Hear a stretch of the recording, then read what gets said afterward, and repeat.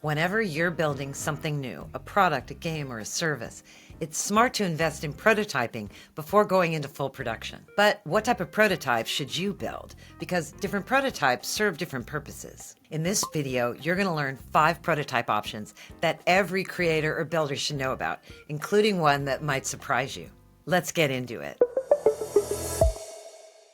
The first option is a fake landing page, which is a simple marketing page that describes your product idea and captures the contact info of potential customers. This prototype can help you refine your messaging and gauge market interest in your product. But there's a big limitation. You're only testing your marketing message, not the product experience itself. To do that, you need to figure out how to simulate and test your end-to-end product experience. And that's where our second option, concept storyboards, comes in. A concept storyboard is like a comic strip that shows how a typical customer might use your product. Concept storyboards help you visualize how your product might fit into your customer's life. Now, these storyboards do show your product, but more importantly, they bring your customer's context to life by showing what they're doing in and around your product. For example, here's a concept storyboard that shows a mom telling her daughter about an upcoming Minecraft tournament, which the daughter then joins in a later frame. We don't see the product itself in these frames, but we do see the conversation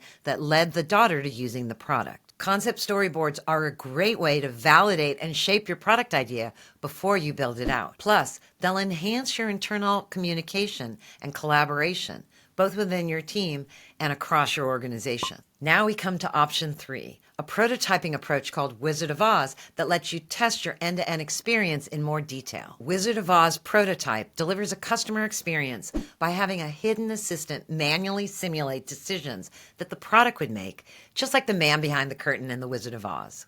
This can let you test an app experience over time before you fully built it out. Companies like Amazon and Airbnb use this technique early on to validate market demand before making a large technical investment.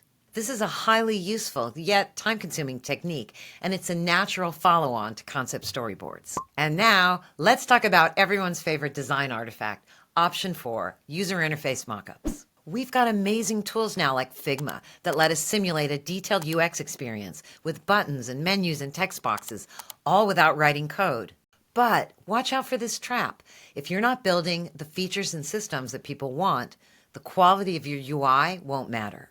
Plus, the more detailed you make your design, the harder it is to change, and the more attached the team gets to it because of all the work they put in.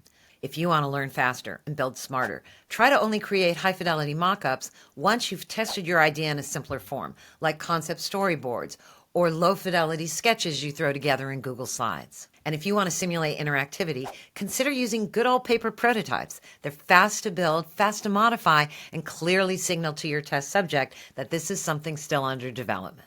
In the world of software, we'll typically build 3 increasingly detailed versions of our product. First comes the MVP, or minimum viable product, which contains a small set of the most critical features. For example, the MVP of Uber only worked on iPhones in San Francisco, but it was enough to test the core value proposition for the ride-hailing service. Next comes your alpha release, which contains a larger but still limited set of features which is intended to be used by a limited set of early adopters. Then your beta or early access release contains a full feature set, but still may have some bugs and need some tuning.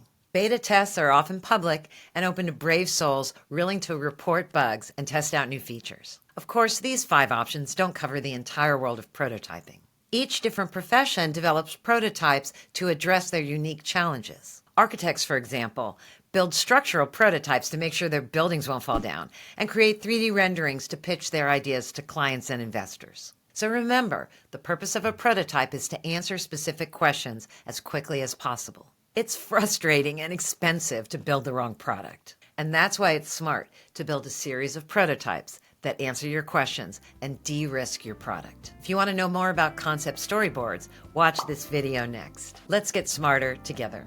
I'll see you in the next video.